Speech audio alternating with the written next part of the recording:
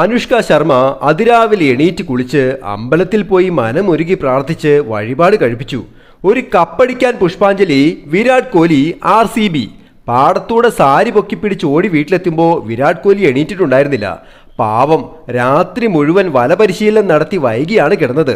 അവൾ വേഗം ഇടിയപ്പവും കടലക്കറി ഉണ്ടാക്കാൻ അടുക്കളയിൽ കയറിയപ്പോൾ കോഹ്ലി കിണറ്റിൻകരയിൽ ചെന്ന് ഉമിക്കരിയിട്ട് പല്ല് തേച്ച് കുളിച്ച് കയറി വന്നു. ഇടിയപ്പം തിന്നുമ്പോൾ അവൾ അവൻ്റെ മുടിയിൽ സ്നേഹത്തോടെ തലോടി. ആ മുട്ട കൂടി തിന്നുമോനെ, നമുക്ക് കപ്പടിക്കണ്ടേ.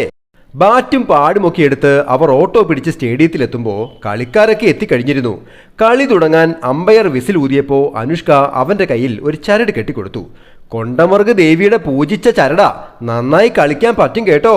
വലിയ ആരവങ്ങളോടെ കളി തുടങ്ങി. അവൻ്റെ ഓരോ ഷോട്ടും ആരാധകർ ആഘോഷിക്കുമ്പോൾ അവൾ മനമൊരുക്കി പ്രാർത്ഥിച്ചുകൊണ്ടിരുന്നു, വഴിപാടുകൾ നേർന്നുകൊണ്ടിരുന്നു. അവസാനം പഞ്ചാബ് കിങ്സിനെ തോൽപ്പിച്ച് റോയൽ ചലഞ്ചേഴ്സ് ബാംഗ്ലൂർ ഈ വർഷത്തെ IPL കിരീടം ഉയർത്തുമ്പോൾ കോഹ്ലി കണ്ണീരോടെ അവളുടെ അടുത്തേക്ക് ഓടി വന്ന് കെട്ടിപ്പിടിച്ച് പൊട്ടിക്കരഞ്ഞു. രാത്രിയിൽ വീട്ടിലെത്തിയപ്പോൾ അവൾ അവന് പ്രിയപ്പെട്ട സേമിയ പായസം ഉണ്ടാക്കി കൊടുത്തു. IPL കളിച്ച് കിട്ടിയ 12,000 രൂപ അവൻ അവൾക്ക് നീട്ടി. നിനക്കൊരു മുട്ടുകമ്മൽ വാങ്ങണം. അനുഷ്കയുടെ കണ്ണുകൾ കുടുകുടുകുടാ നിറഞ്ഞൊഴുകി.